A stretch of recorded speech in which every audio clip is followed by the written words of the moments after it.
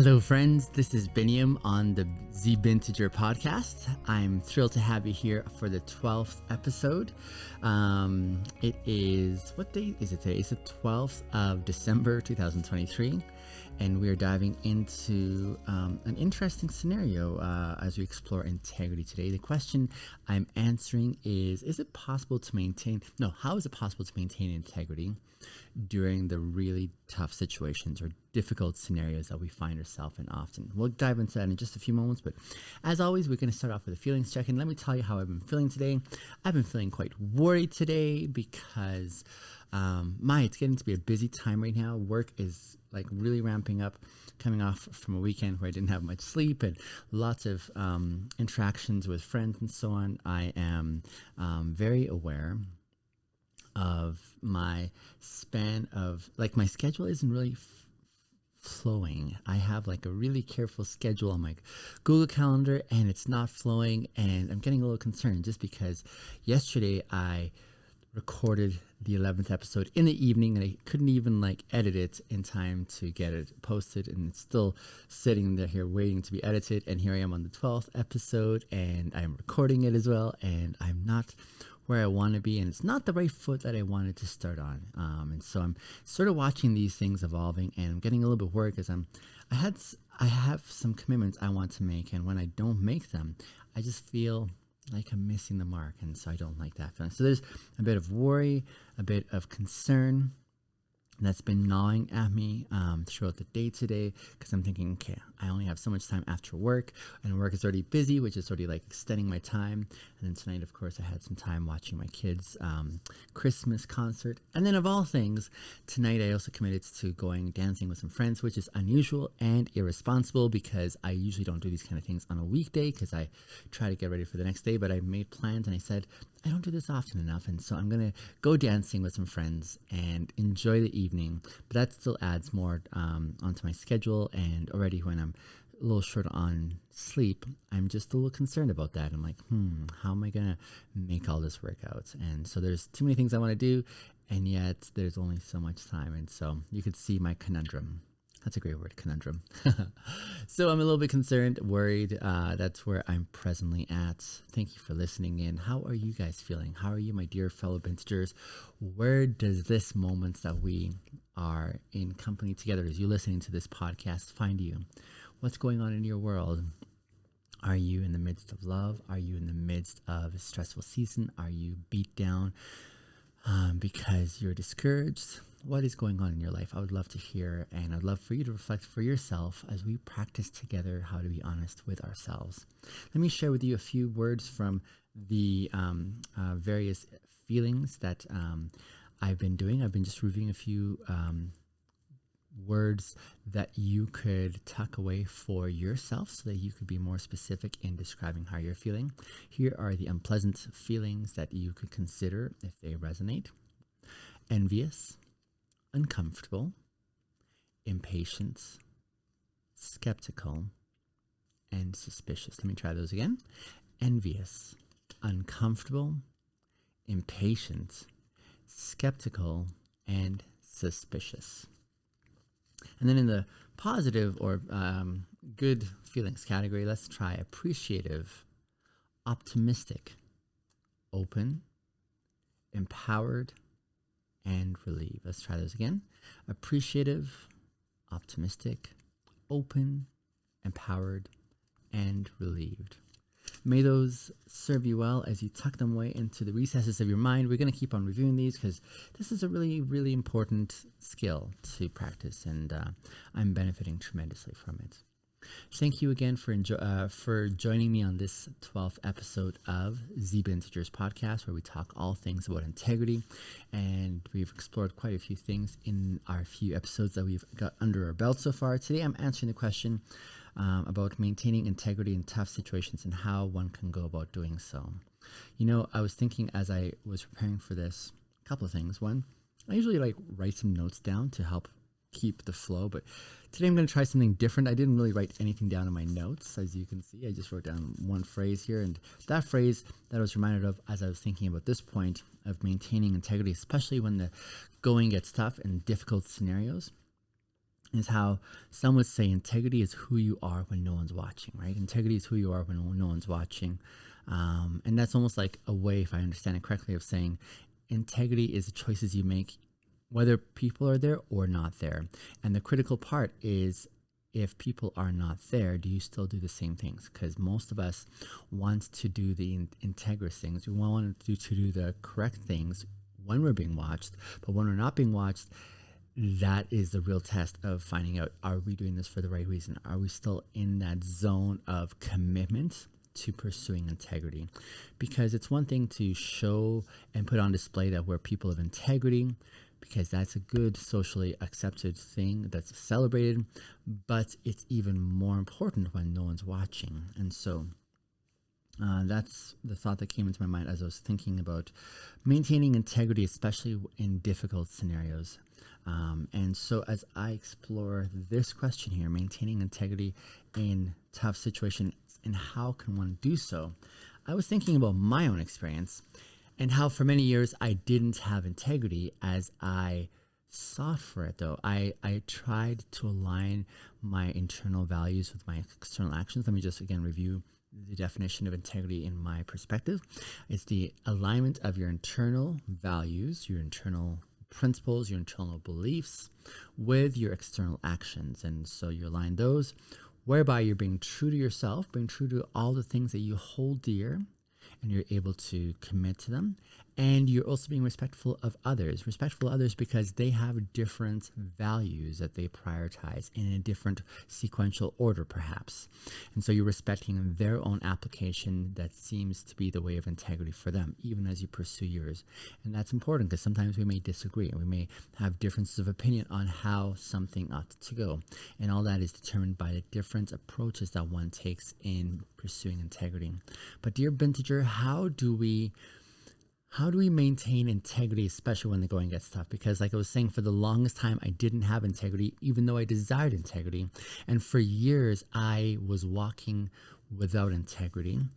And there were many difficult situations. And the way I saw it in my economy was, I'm thinking of it kind of like a teeter-totter, okay? Like a teeter-totter that has on the one side the desire for integrity, but on the other side, the various temptations and challenges and things that make it difficult, right?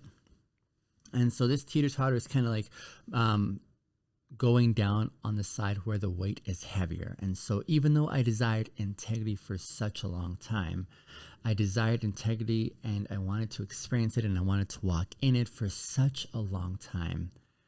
Yet I hadn't reached that critical mass where that desire was more than all the other things that I was pursuing that weren't enabling me to walk in integrity.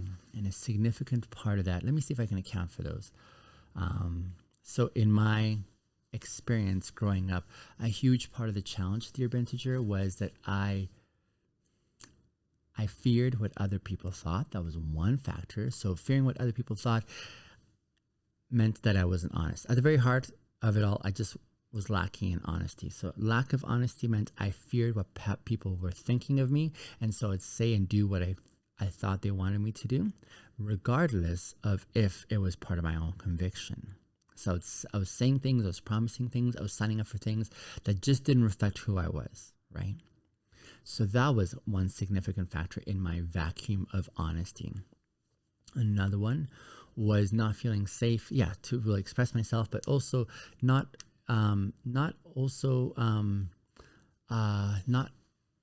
committing, if you will, to the courageousness that is necessary in advocating for myself. That was another significant a way that I was dropping the ball. And the way I just described it was really specific, because I was saying there was a necessity for courageousness to be on display. Courageousness to be on display whereby I could stand up in the face of opposition to do the right thing. And that takes tremendous courage. And I didn't have that. And so because I didn't have that, the desire for integrity was not a critical mass. It wasn't strong enough yet to overcome this lack of courageousness. And so with cowardice, I would just kind of yield and not really advocate for my perspective or sort of draw that line as necessary. In my bid to try and please others, I developed some significantly codependent patterns in my life where I valued a lot higher what other people's expectations were. And so there was an imbalance there where I neglected me and what it meant to look after me. Instead, I was wholly devoted to looking after those around me, learning how to read what I perceived their expectations of me were, and I tried to align to that, and I tried to walk into that so that I can get the reward, which is like, yay, Binyam, you're doing amazing, and we approve of you, regardless of if that really resonated with me. And so, I really did not know who I was. I did not know who I was and what I stood for. And there was so much that I was robbed of by way of making my life mean something, because when I finally came to realize how far I'd moved from actually knowing myself and walking transparently with myself and being honest with myself, when I finally came to that realization, there was it was like a big snowball that I was rolling down the hill. And by this time it was like rolling really fast. It was really large, and it was obliterating everything in its path. Like, this thing was just moving.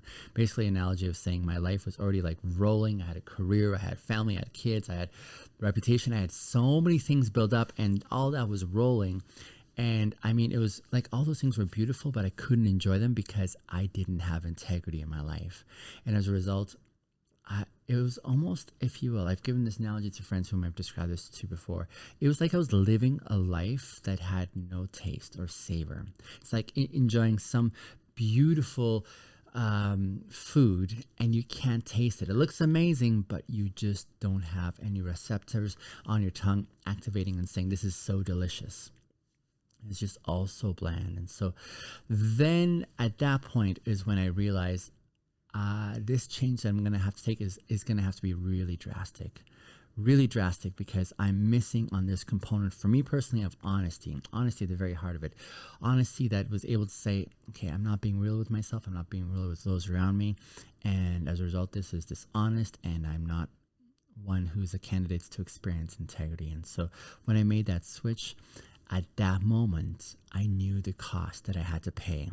And that was that I had to kind of self-implode everything that I built up so far. All those things that I built up through dishonesty, all of that was actually going to dissipate. It was just going to disappear. I was going to lose everything.